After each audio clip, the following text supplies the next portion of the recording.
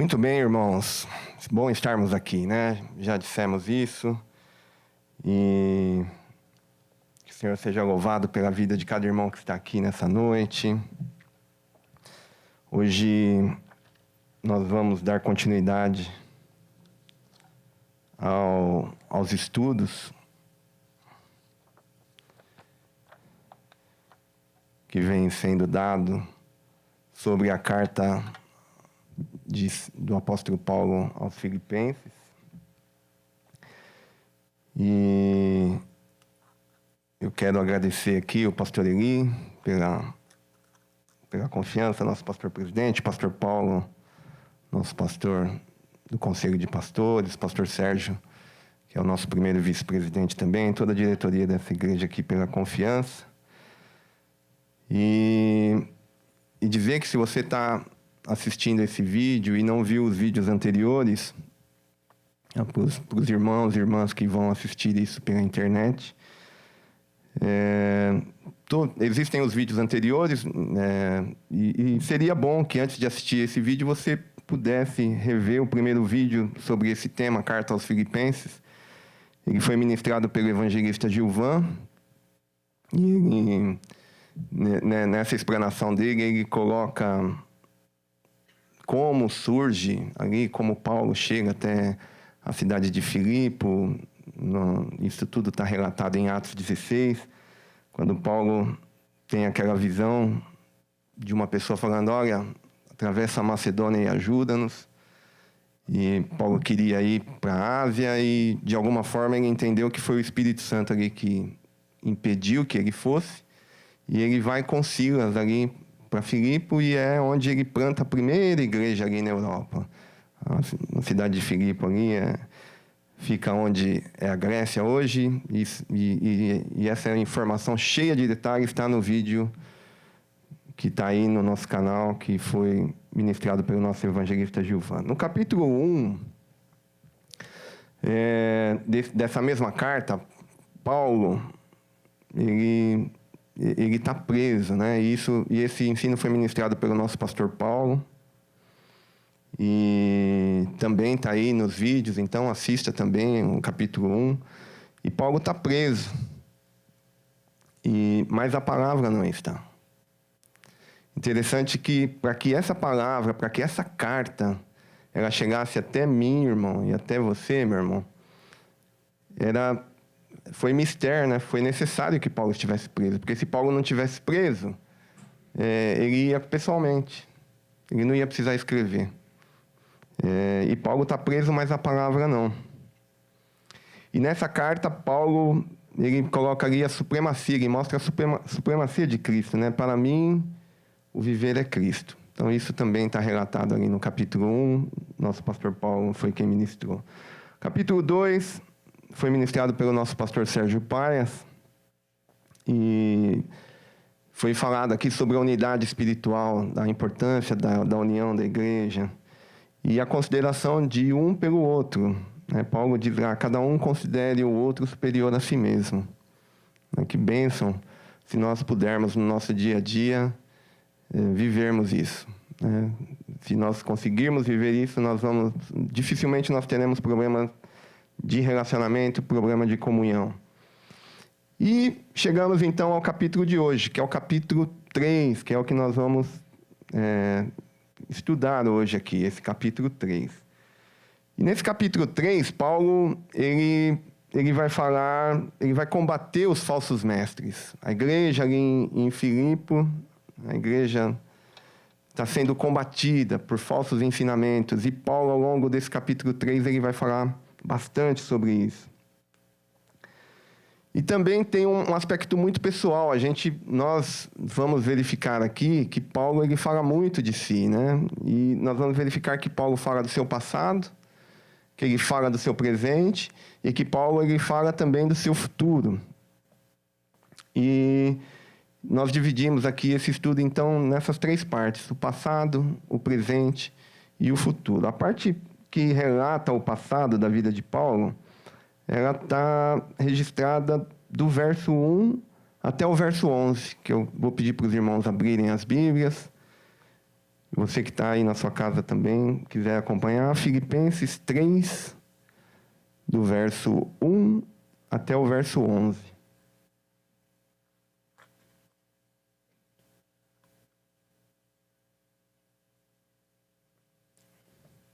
Os irmãos acharam? Resta, irmãos meus, que vos regozijeis no Senhor.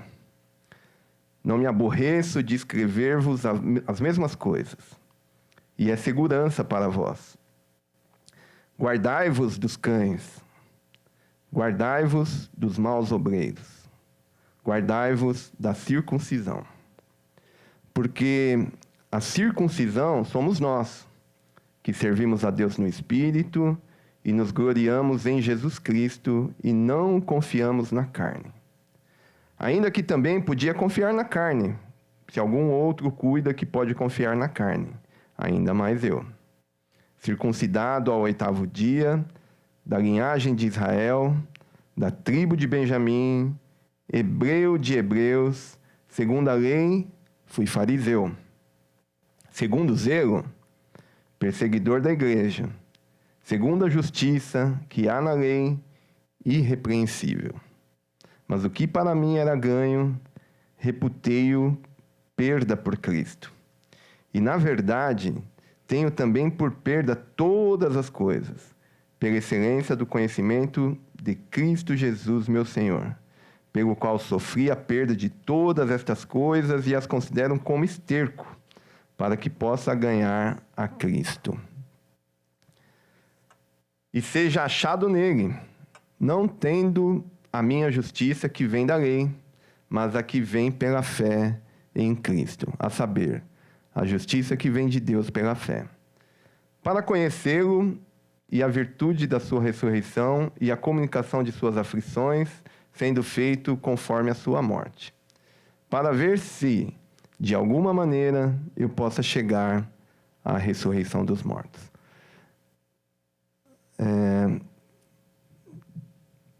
Paulo aqui, ele inicia no primeiro verso falando sobre alegria. Já foi falado aqui pelos professores, pastores anteriores, que essa carta de aos Filipenses, né, da igreja de Filipe, ali, ela é denominada a carta da alegria. E nós podemos entender, por todo o contexto da carta e por tudo que Paulo nos ensina ali, que a alegria, Paulo está nos ensinando aqui, irmãos, que a alegria ela vem do Senhor. Ela não é uma ausência de problemas. A alegria, ela não está em coisas. A alegria verdadeira, essa alegria do Senhor, ela não depende das circunstâncias. A alegria é Cristo. E essa alegria, ela vem de um relacionamento entre mim e Deus, né? Entre os irmãos e Deus, né? Então, nós podemos dizer que essa alegria ela é fruto de uma intimidade com Deus. É interessante que isso acaba sendo uma verdade, né? Ou deveria ser uma verdade nas nossas vidas, né? De que, apesar de tudo parecer que está, as circunstâncias não estão, aparentemente, ou pelo menos do ponto de vista terreno, não estão boas, mas quando nós temos essa certeza de que Cristo caminha conosco, de que Cristo está conosco, essa alegria não nos falta. E a gente vê isso, nós vemos isso no próprio exemplo de Paulo. Paulo está preso. Paulo, ele não está preso porque ele cometeu algum crime ou porque ele fez alguma coisa errada. Ele está preso porque ele está anunciando o Evangelho de Cristo. E ele poderia estar murmurando, poderia estar reclamando. Nós vemos aqui na introdução da carta, lá em Atos 16, e muito pelo contrário, até antes de ele estar preso, ele esteve preso ali na cidade de Filipe, junto com Silas, Atos 16. E todos nós aqui vamos lembrar do que acontece ali quando eles estão presos. À meia-noite eles começam a cantar e ocorre o terremoto, correntes se abrem, ninguém escapa. Paulo está cantando. Aqui tem um ensinamento para nós, irmãos. Por mais difícil, né, que a circunstância seja, que nós possamos ter isso em nós, né, de que a nossa alegria vem de Cristo. A nossa alegria vem do Senhor. As circunstâncias, os problemas, eles vão sempre ocorrer. Cada um tem o seu. Você perguntar para mim se eu tenho... Vixe, igual meu sogro, você gosta de farinha? Vixe. Desculpa a brincadeira, irmãos, mas todo mundo. Se eu perguntar para o irmão, tem problema? Tem, claro que tem. Mas quando nós temos a certeza de que é Cristo quem orienta a minha vida, quem cuida da minha vida. Quando eu tenho a certeza, quando eu tenho intimidade.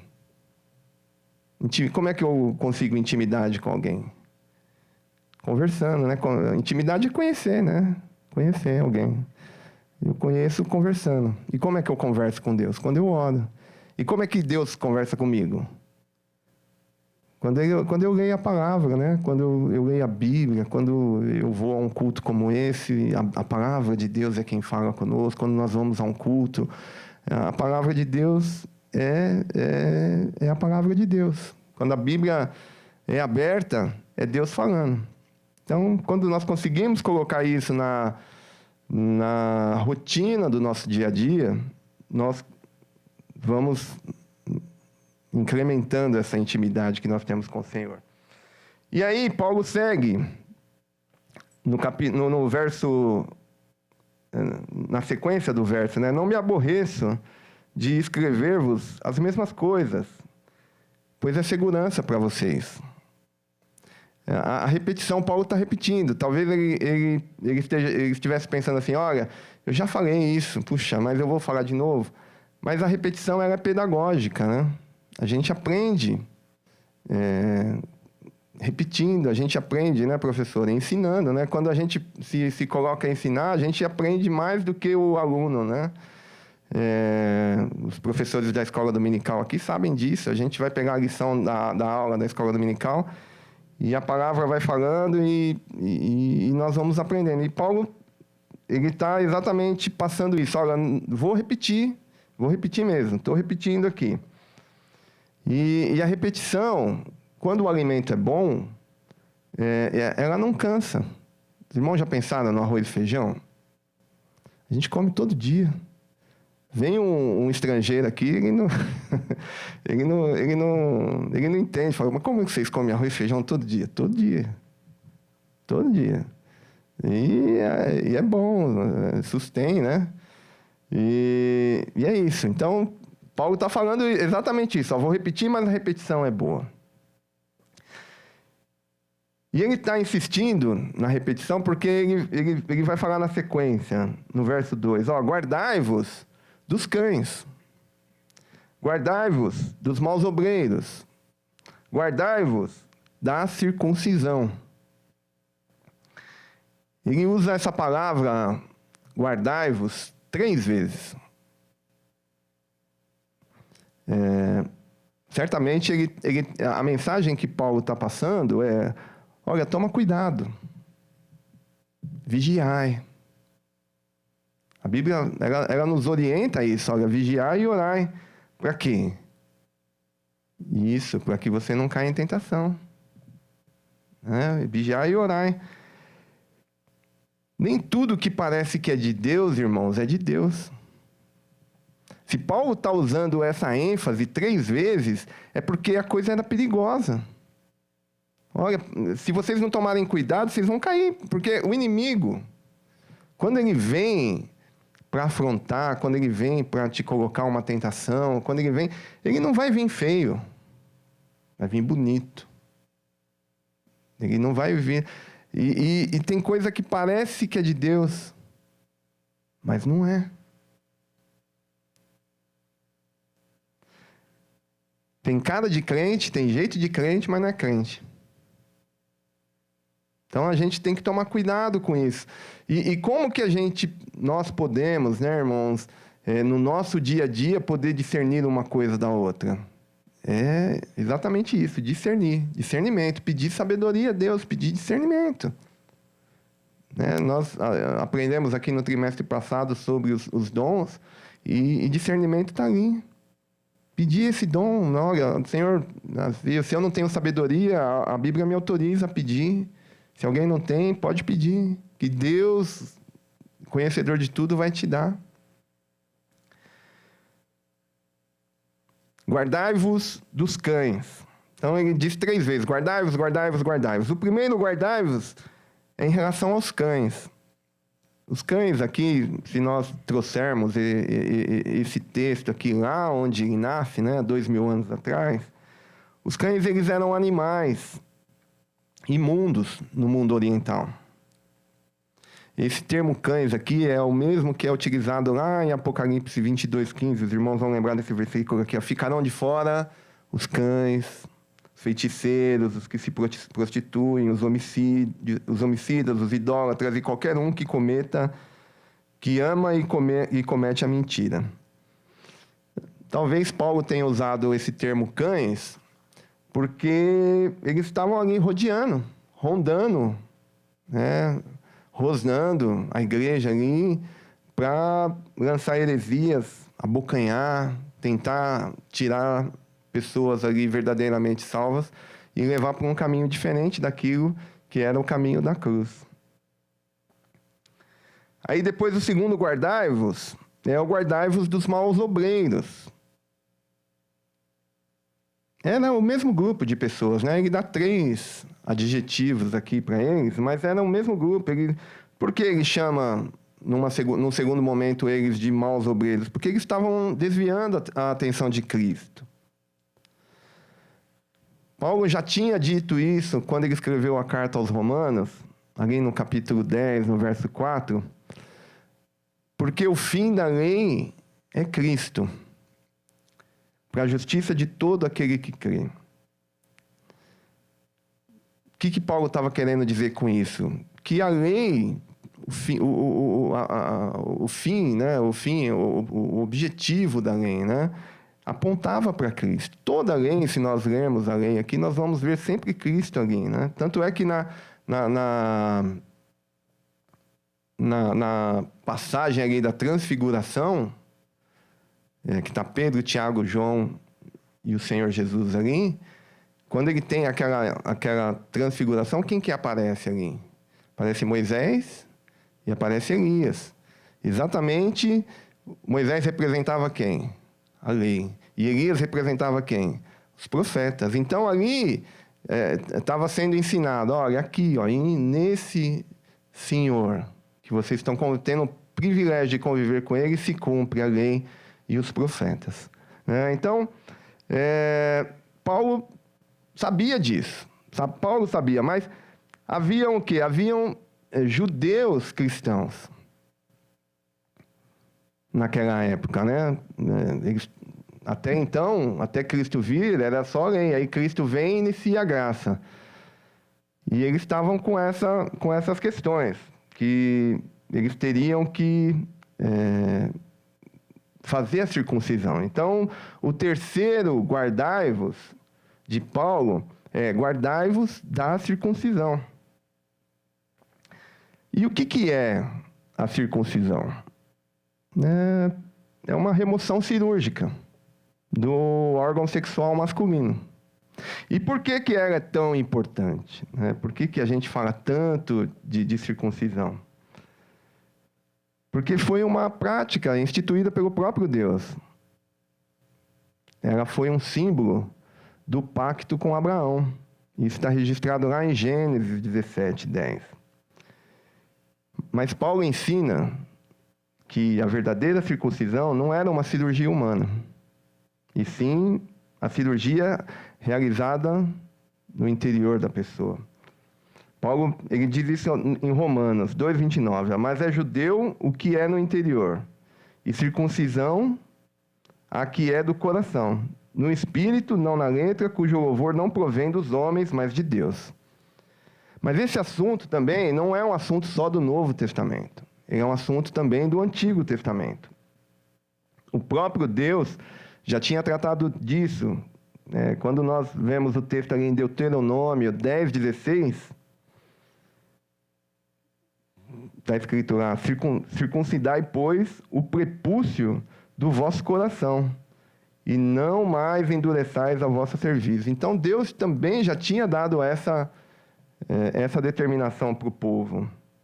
E esse assunto gerou discussões acaloradas entre judeus e gentios. E talvez seja até um pouco compreensível, né, irmão? Nós imaginarmos isso, porque até então era a lei. Aí, de repente, muda tudo, vira graça. E esse assunto gera discussões mesmo. Tanto é que num capítulo anterior à implantação, né, da igreja ali em Filipos, que é o capítulo 16, no capítulo 15, existe uma grande discussão a respeito da circuncisão, de tal forma que os apóstolos ali decidem fazer um concílio em Jerusalém para definir, olha, como é que nós vamos tratar isso? O que é judeu reconhece definitivamente que Cristo é o Messias. Então, haviam judeus ali que acreditavam nisso, mas eram circuncidados.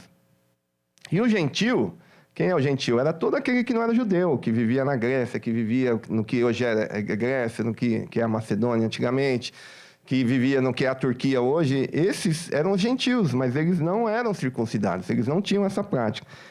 E quando eles vinham para Cristo, esses judeus, que são esses falsos mestres aqui que Paulo fala, eles queriam Cristo também. E o que Paulo vai falar?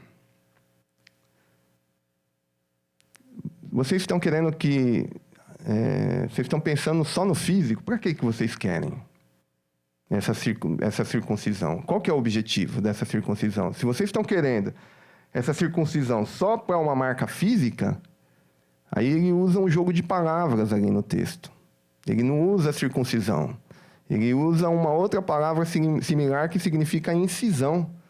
Ou a gente poderia traduzir até como mutilação. Vocês estão se mutilando. Está servindo para nada. E se vocês estão entendendo que a salvação depende de uma marca física, vocês estão anulando todo o sacrifício de Cristo ali na cruz.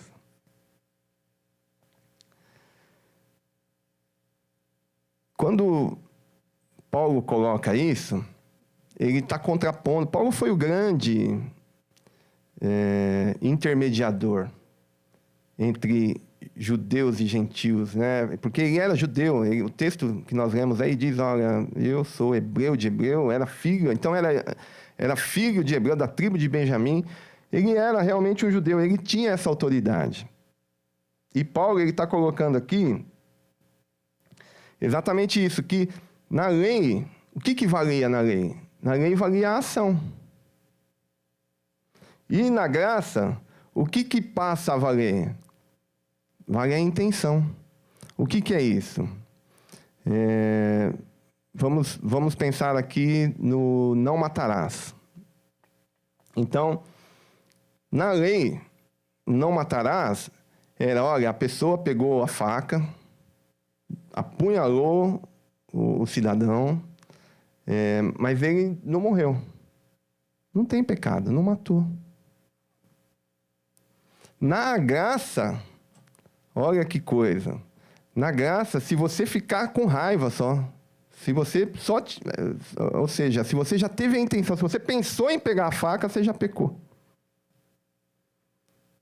Isso serve para a área sexual também.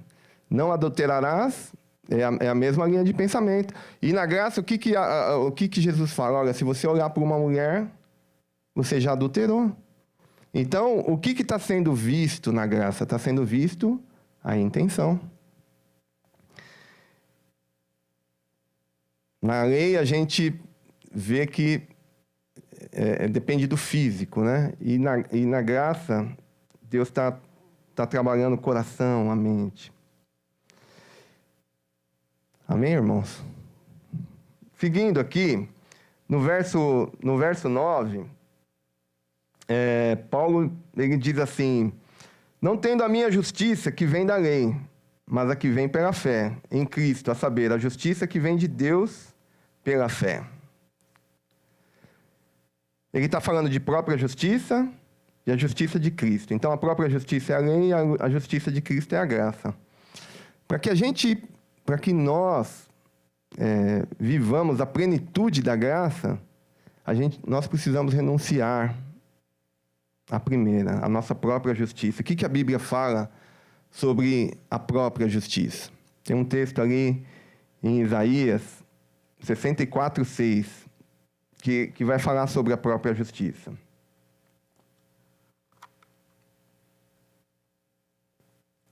Mas todos nós, está escrito lá, Isaías 64:6, mas todos nós somos como o imundo em todas as nossas justiças, como o trapo da imundícia. E todos nós caímos como a folha, e as nossas culpas como um vento nos arrebatam. A nossa própria justiça é como trapo de imundícia.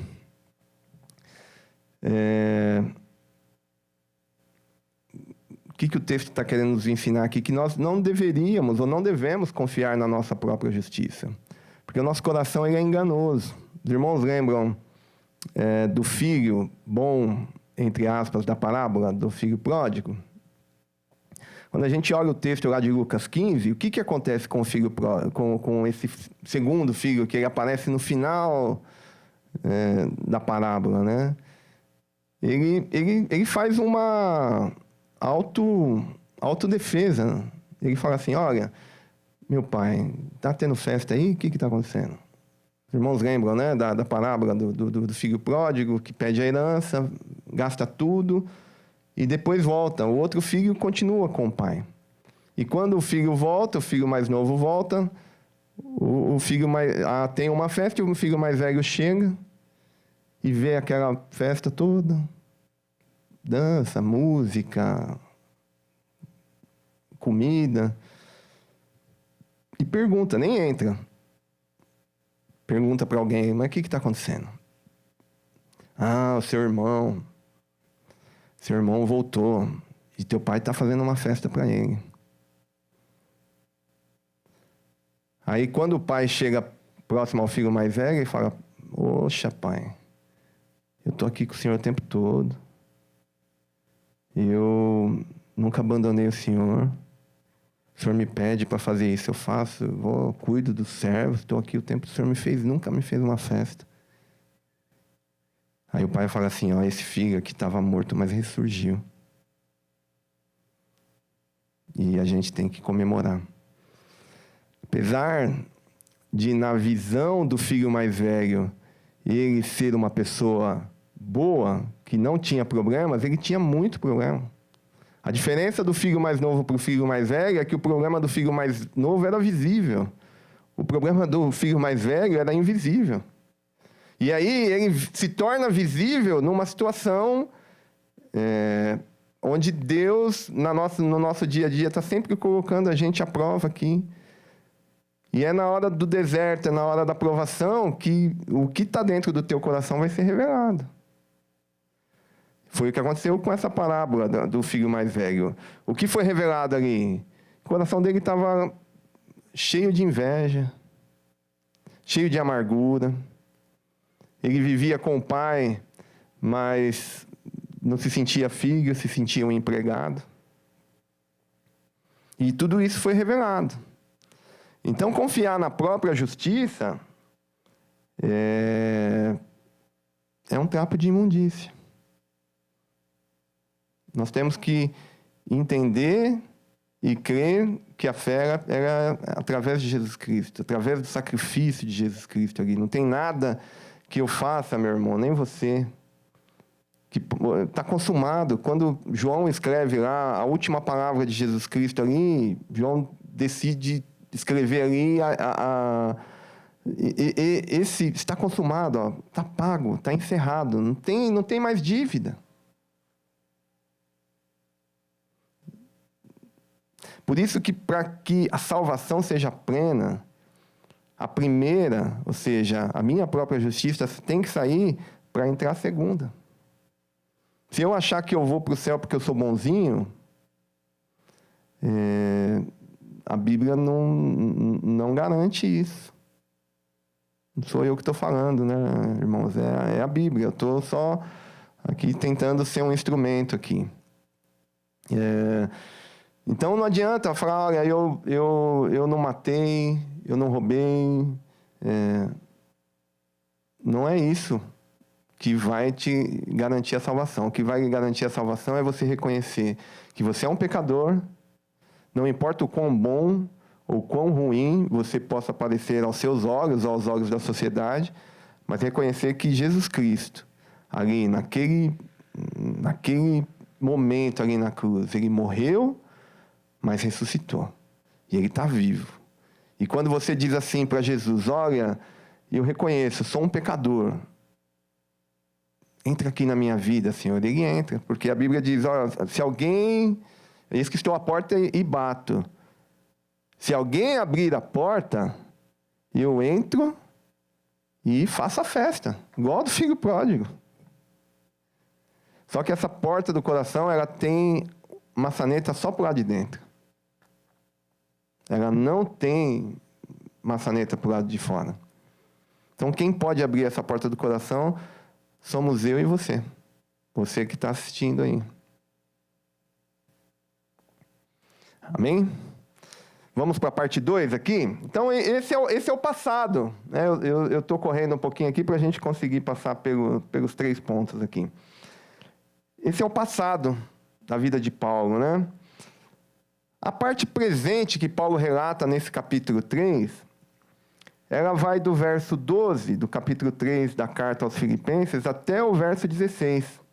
E vai falar exatamente do presente da vida de Paulo. E ela diz assim, verso 12 do capítulo 3 da carta aos Filipenses.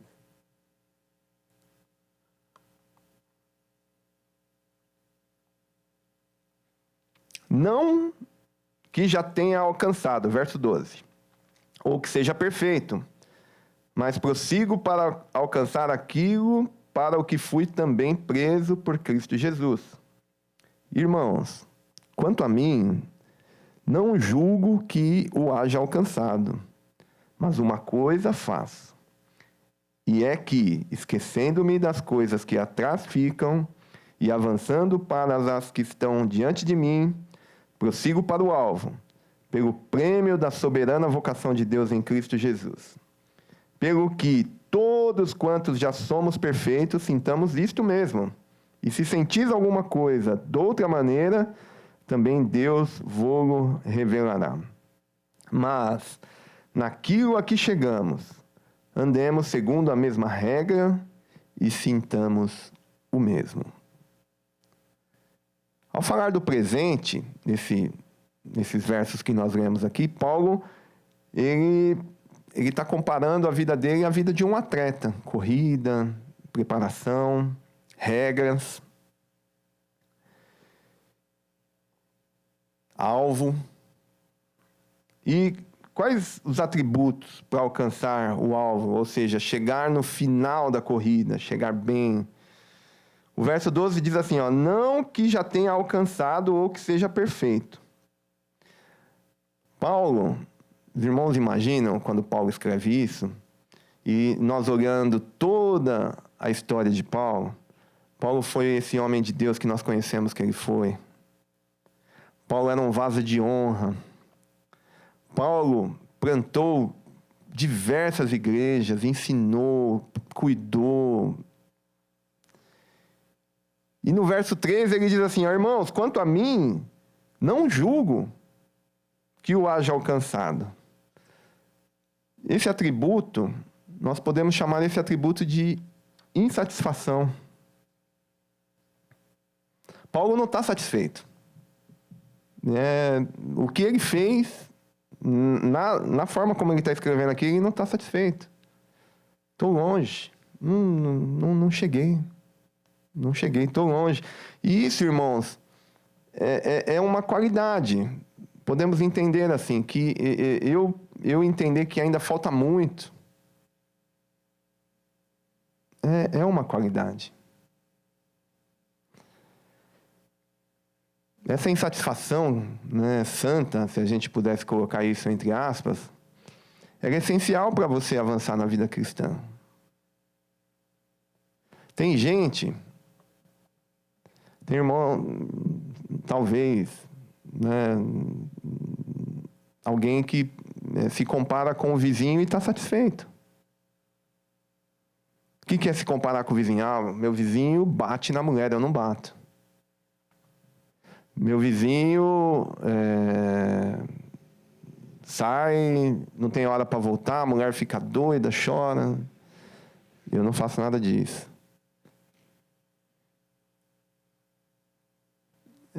Esse não é o padrão. O padrão é alto, né? E quando a gente vai fazer uma autoavaliação, seria bom que nós levássemos tudo isso em consideração. Se eu entendo que eu estou bem, eu toco aqui, né? Vou me colocar aqui. Se eu achar que eu toco bem, eu não estudo. Aí eu vou levar para quem é profissional. Eu não sou profissional, né? Mas quem é profissional tem que estudar. A gente olha e fala assim, nossa, toca bem, né? Tem uns músicos aqui que tocam bem mesmo. Glória a Deus por isso. Mas eu posso achar que ele toca bem, talvez ele não. Porque se ele achar e parar de estudar, pode ser que ele tenha problema. Então, quando nós vamos fazer uma autoavaliação, irmãos, é isso que Paulo está nos ensinando aqui, é isso que ele está fazendo. Ele está fazendo uma avaliação dele, você está falando, olha, estou longe, não cheguei. Se nós pegarmos nós vamos ainda estudar aqui Apocalipse, né, pastores?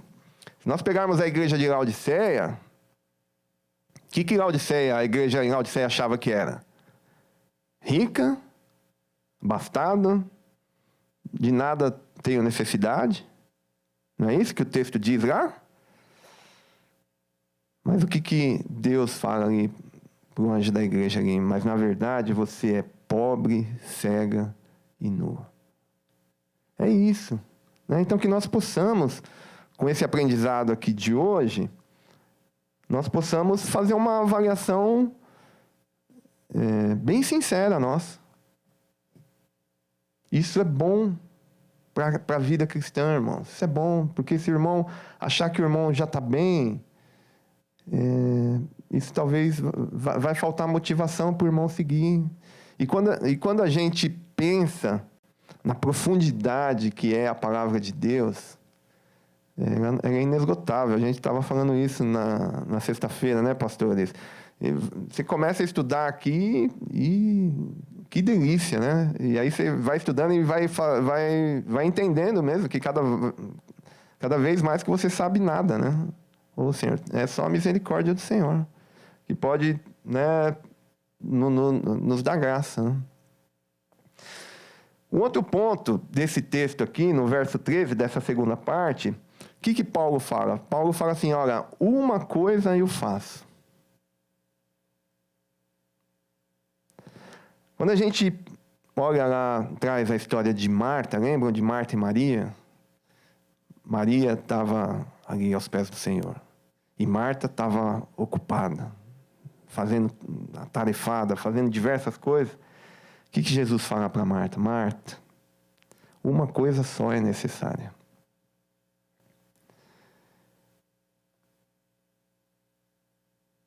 Talvez certamente há vários ensinamentos que nós podemos tirar dessa parte, né, que Paulo fala, mas eu quero trazer para os irmãos aqui que uma coisa que nós devemos estar atentos é a distração. Tem coisas que vêm na nossa vida para distrair.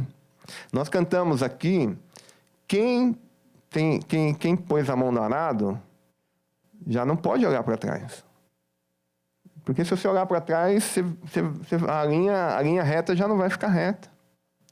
Quando Paulo está falando aqui de atletas, se o atleta começa a olhar para trás para ver se tem alguém chegando, ele perde o foco.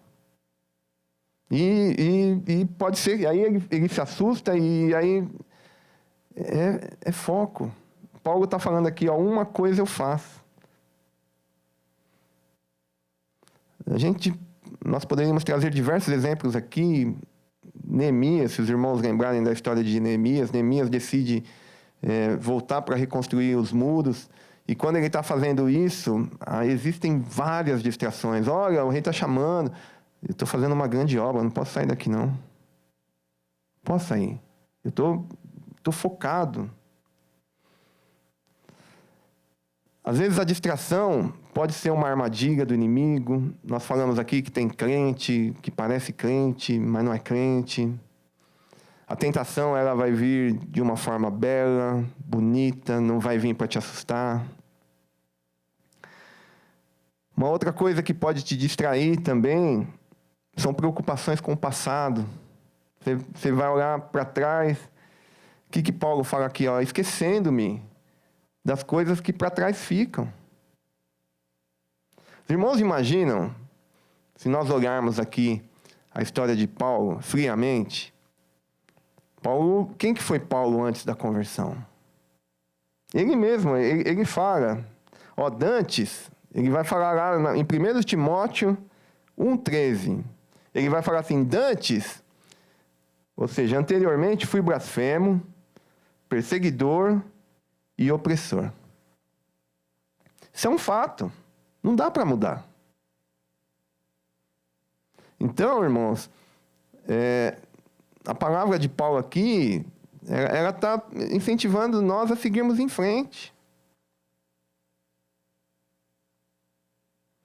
Nesse texto que ele fala, dantes fui blasfemo, perseguidor e opressor, ele encerra esse versículo dizendo, mas alcancei misericórdia.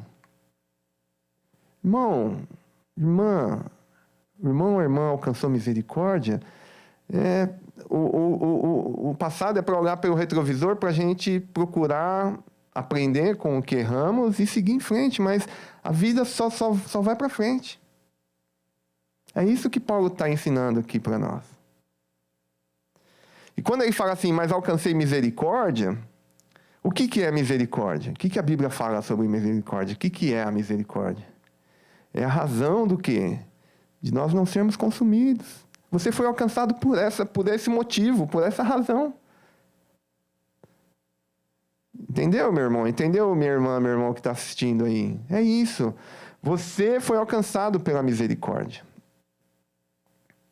Então, Paulo está aqui nos ensinando, não se distraia com o passado. É o que está no capítulo 3. No capítulo 4, que vai ser ensinado aqui, estudado na próxima sexta-feira, Paulo também vai dar um ensino, e eu só vou dar uma pincelada aqui, porque certamente o nosso irmão que vai trazer o estudo vai falar sobre isso.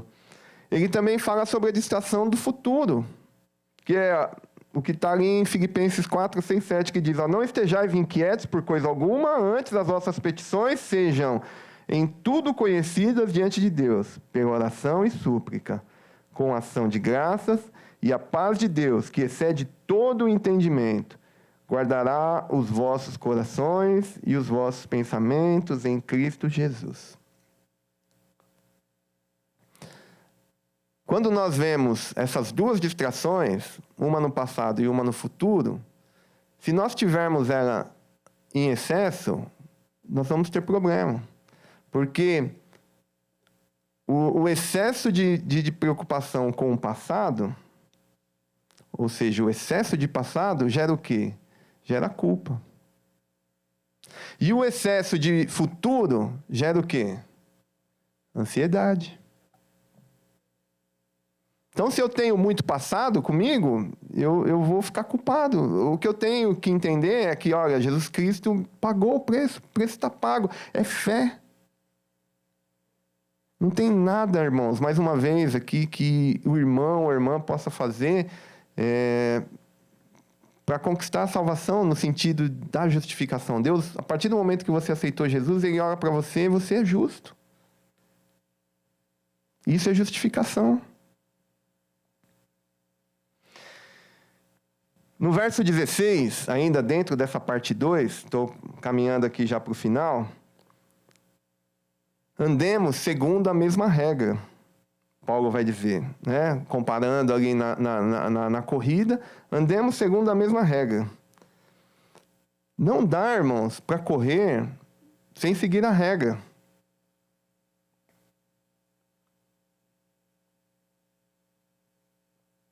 Não dá para cortar caminho. Não dá para trapacear. Não dá para... não dá. Tem regra. Você está numa corrida, você tem regra.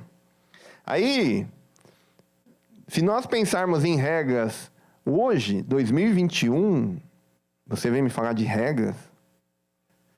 Não é mais ou menos isso que o mundo está vivendo? O que o mundo fala sobre o meu corpo? Meu corpo, minhas regras. Não é isso que está sendo propagado aí? Meu corpo, minhas regras. Eu faço o que eu quero, o corpo é meu. Então nós temos, irmãos, que ter cuidado com isso. E como é que eu sei combater esse tipo de situação? Estando embasado na palavra. Onde que está a nossa regra? Nossa regra de vida, nossa regra de fé. Está aqui, ó. Está na Bíblia. Se nós não nos atentarmos a isso, nós vamos acabar repetindo o que o mundo vem falando há algum tempo já. O importante é ser feliz. Não é verdade. Não é verdade. O importante é você fazer o que é certo. O fim não pode justificar os meios. Quando a pessoa fala assim, o importante é ser feliz, não importa os meios. Não importa. O importante é ser feliz. Está errado. À luz da Bíblia, está errado. E a gente corre o risco de alguém assistir esse vídeo e ainda a gente ter problema.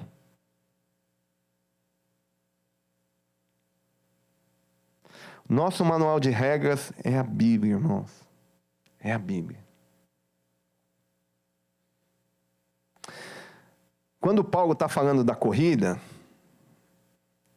a corrida só termina quando acaba, né? Eu estou usando o pleonasmo aqui, viu, professor, de propósito, né? A corrida só acaba quando termina, né? Não acaba antes. Então, portanto, o que eu quero dizer com isso? Quem está de pé, cuide para não cair. Você está de pé, está firme, glória a Deus, irmão, de verdade, né? Glória a Deus. Mas o conselho bíblico é, olha, aquele que está de pé, cuide para não cair. E o outro extremo é como termina é que se conta. Então, se você também não está passando um momento bom, tá aqui hoje, aqui nesse culto, está triste, veio com o coração angustiado, você está assistindo também, está passando um momento difícil, a palavra de Deus para você é, como termina é que se conta. Não acabou ainda. A corrida só termina quando acaba. E aí fecha essa parte do presente. E indo para o final mesmo, a parte 3, ela vai do verso 17 até o verso 21, onde Paulo vai falar do futuro dele e do nosso também. Porque o futuro de Paulo, pensando em questões espirituais, é o nosso futuro também. E o verso 17 desse mesmo capítulo 3 diz assim: sede também meus imitadores, irmãos, e tende cuidado, segundo o exemplo que tendes em nós, pelos que assim andam. Porque muitos há, dos quais muitas vezes vos disse, e agora também digo, chorando, que são inimigos da cruz de Cristo. O fim deles é a perdição. O Deus deles é o ventre. E a glória deles é para a confusão deles mesmos, que só pensam nas coisas terrenas. Mas a nossa cidade está nos céus, donde também esperamos o Salvador, o Senhor Jesus Cristo, que transformará o nosso corpo abatido para ser conforme o seu corpo glorioso, segundo o seu eficaz poder, de sujeitar também a si todas as coisas. Sede também meus imitadores. Paulo fala isso no verso 17. Paulo tá olhando, né, escrevendo para a carta para os irmãos ali em Filipe. E está dizendo assim, olha, pode olhar para mim. Você pode olhar para mim e fazer o que eu faço. Quando a gente vai liderar, é difícil a gente conseguir liderar se não for pelo exemplo. Eu tenho um amigo que estava me contando isso nessa semana. Ele, quando era menino, fez uma arte muito grande. E de tal forma que as pessoas que foram atingidas por aquela arte foram lá, bateram palma na casa do pai dele. Falou, ó, seu filho fez isso. E o negócio era feio. Arte mesmo, arte de menino, moleque. Aí o pai agradeceu, chamou o menino, não bateu. Mas ele contando, falou, era melhor eu ter tomado uma surra. Falou assim, você já me viu fazendo isso? O dia que você me vir fazendo isso, você pode fazer também. É isso, irmãos. Exemplo. Exemplo. E Paulo, ele tinha toda essa autoridade para poder dar esse ensinamento para nós, né? Discipular é trazer do lado, né? Trazer, ó, caminha aqui comigo, vem comigo aqui e faz o que eu faço. É isso que Paulo estava fazendo, mesmo à distância. Então esse ensinamento é para nós também, que nós possamos ser exemplo na nossa casa, nós possamos ser exemplo no nosso trabalho, na nossa escola, onde nós estivermos, nós possamos ser o exemplo. Talvez você ser o exemplo vai gerar chacota, vai gerar... Mas na hora que a coisa aperta, irmãos, isso é experiência. Na hora que o negócio aperta, porque aperta. Porque a gente falou de alegria, mas o mundo, ele tem momentos de alegria. Ele não é alegre, ele não é feliz, né? Ele está feliz. Então, quando a coisa aperta, essas pessoas se perdem. E aí, para quem que elas vão recorrer? Oh, puxa vida. E é para elas, para nós, né? Vamos lá, pede oração. E que nós possamos realmente continuar a ser exemplos onde nós passarmos e onde nós estivermos, né? No verso 19, partindo para o final mesmo aqui, o Deus deles é o ventre, Paulo está falando, né? Desses falsos mestres. O que Paulo está querendo dizer com isso? Eles só pensam nas coisas terrenas, só nas coisas daqui. E hoje, irmãos, não é diferente. Esse texto de Paulo ele é extremamente atual. Por quê? Existem falsos mestres porque a religião se tornou business. Porque a religião se tornou um bom negócio. Existe um mercado da fé. Infelizmente. Glória a Deus por essa igreja aqui que é difícil, mas graças a Deus nós temos segurado aqui o estandarte da verdadeira palavra aqui. Mas já não é assim em muitos lugares. Então, nesse mercado da fé, tem produto. E tem produto para todo gosto. No mercado, tem oferta e procura, né? A procura é imensa. E tem todo tipo de procura. E a oferta também é abundante. Eu recebi E eu vou falar porque veio numa rede social, então é público, né? Então não tem nada de... Mas quando eu recebo isso, irmãos, eu não repasso, viu? Não sei se vale a pena essa sugestão, mas tem coisas que a gente recebe que o irmão recebe e não repassa. Porque vai estar dando audiência para coisas... Só repassa o que é bom. Não sei se isso serve, mas eu procuro fazer isso. Se o irmão receber um zap meu, pode abrir. Pode abrir. Eu dificilmente... dia desses eu fui enganado, passei por engano. Puxa, saí pedindo desculpa a todo mundo. Era uma fake news, parecia de verdade, mas me abriu o olho. Né? Não tinha nada de alarmante, nada. Não era nada, mas não era verdade aquilo que eu passei.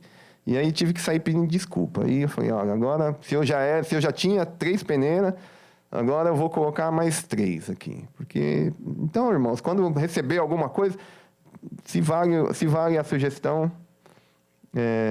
Então, eu recebi e não repassei, mas vou colocar aqui, porque tem a ver com o contexto. Uma irmã, uma autodenominada irmã, ela fez uma selfie, um vídeo segurando o celular, disse, olha, eu sou a fulana de tal, sou lésbica e sou pastora. E se você não está sendo compreendido, não está sendo abraçado, aqui nós abraçamos você. E aí ela circula o celular e está cheio de gente. Vem para cá. É isso. Esse é o mundo que nós estamos vivendo, né? As pessoas estão fazendo... Essa igreja te aceita, ela diz isso. E aí, a hora que ela falou isso, eu falei, tem que ver se Jesus aceita, né? Pela palavra, não. Pelas regras, não. Tem regra ainda, existe uma cruz ainda, irmãos. O evangelho da cruz, ele infelizmente, ele não arrebata tanta gente. Mas é o único que eu conheço. É o único que eu vou me esmerar para poder terminar a corrida.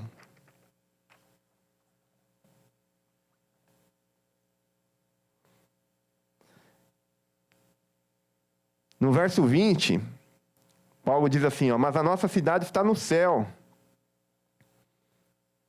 Paulo está dizendo, eu sou estrangeiro aqui. A minha cidade mesmo, o meu destino final é o céu. A minha pátria, quando a gente vai lá na raiz dessa palavra, a gente poderia traduzir ela por pátria também. A minha pátria é outra, é no céu. Então, se eu tenho uma outra pátria, eu tenho uma outra cidadania. E eu tenho que agir de acordo com aquela cidadania. Nós, irmãos, nós somos peregrinos nesse mundo aqui. O nosso nome... ele está rolado lá nos céus. Alegrai-vos, Lucas 10, 20, diz assim, alegrai-vos antes por estarem os vossos nomes escritos nos céus.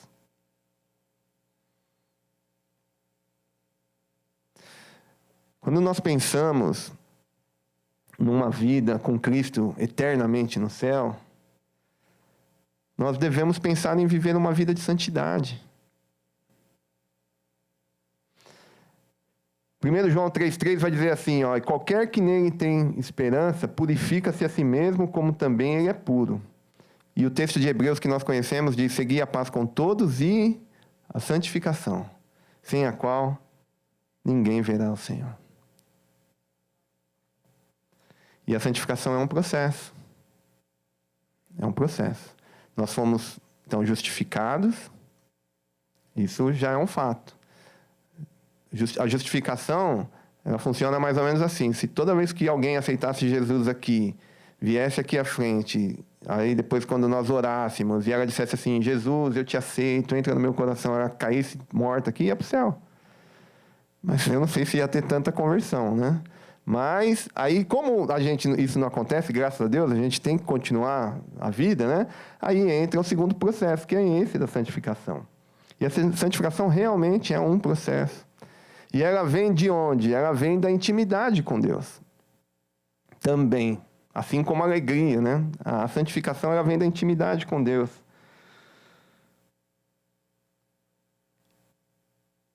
E nessa parte final, Paulo, no verso 21, ele fala, aqui transformará o nosso corpo abatido para ser conforme o seu corpo glorioso. Isso está no verso 21. Isso é a glorificação. Então, existe um processo em todos nós. Justificação, santificação e glorificação que vai acontecer quando?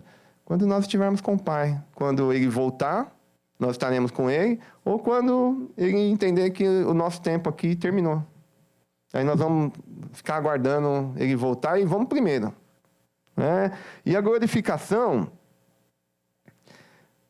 ela ocorre nesse momento. Né? E o capítulo 3 de Filipenses, ele relata, então, o passado, como eu disse aqui, o presente e o futuro da vida. E cada um de nós, se nós pudermos aqui fazer, então, o encerramento desse estudo, o passado, né, quando Jesus olha para nós como justos, ocorre a justificação. Não olha mais para trás. prossigo para o alvo. O presente é o que está ocorrendo agora, a santificação. Paulo diz, olha, eu estou em busca da perfeição, eu estou longe, não julgo ter alcançado. E o futuro é a glorificação. O que a Bíblia fala sobre o nosso futuro, meus irmãos? E eu encerro com esse verso aqui de Apocalipse 21, 4. E Deus, o próprio Deus, Ele limpará de seus olhos toda lágrima. E lá não haverá mais morte, nem pranto. Você está chorando? Você está clamando? Nem clamor, nem dor, porque já as primeiras coisas são passadas. Deus seja louvado pela sua vida, meu irmão. Obrigado, meu pastor Eli. Eu retorno a palavra aqui para o pastor Eli. Obrigado, pastor Paulo, todos os pastores. E eu retorno a palavra para o pastor Eli.